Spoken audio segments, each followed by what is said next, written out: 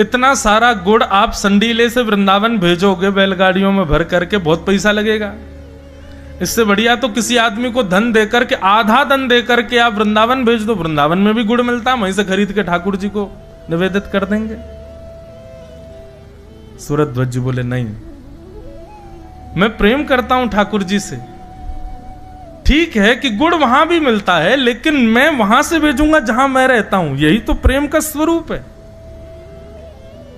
मिठाइयां तो दुकानों पर मिलती हैं ठाकुर जी के लिए, लेकिन वास्तविकता बता रहे हैं, आप दुकानों से मिठाई खरीद के ठाकुर जी का भोग लगाने ले जाते हो, ठाकुर जी उसको देख करके कहते होंगे हाँ ठीक है लाओ धर दो, लेकिन जब अपने घर में स्वयं रसोई में बना करके लेके जाते होगे ना, ठाकुर जी मानो जैसे जीभ चाटते होंगे, बल्ला अल्लाह क्या भैया घर से बना के लाए हो। अपने प्रेम में अपनी वस्तु प्रदान की जाती है, अपनी समीप की वस्तु दी जाती है,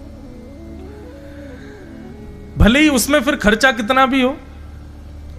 सूरध्वज जी ने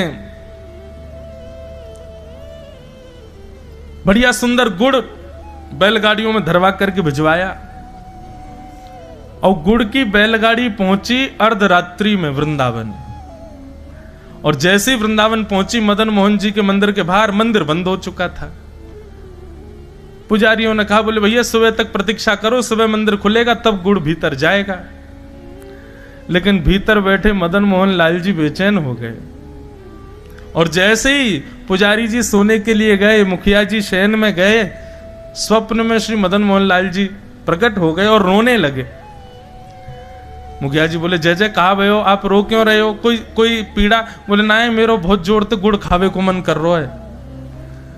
बोले जय जय अभी संडीले से गुड़ आए हैं आपके लिए, लेकिन सुबह तक ने प्रतीक्षा कर लो, अब तो रात्रि शयन को समय है गयो है, सुबह 4 बजे आपकी मंगला होगी, मंगला के बाद मैं पहले गुड़ को ही भोग लगाऊंगा, गुड़ की कोई बढ़िया सामग्री बना के आपको पवाऊंगा। मदन मोहन लाल जी स्वप्न में और जोर जोर से रोने लगे, बोले मैं 4 दिन से प्रतीक्षा कर रहे हो या गुड़ की, आज बेचारो जैसे तैसे यहां पहुंचो रात्रि में, अब तुम मुझसे और प्रतीक्षा करवे की कह रहे हो, तुम कह रहे हो सुबह तक और प्रतीक्षा करूं मैं? अगर तुम मेरे सच्चे प्रेमी हो तो अभी आओ, मंदिर खोलो, गुड़ भीतर लाके खीर बनाओ गुड़ की, मुझको अभी पवा। इसको कहते हैं रास, ये रस नहीं है।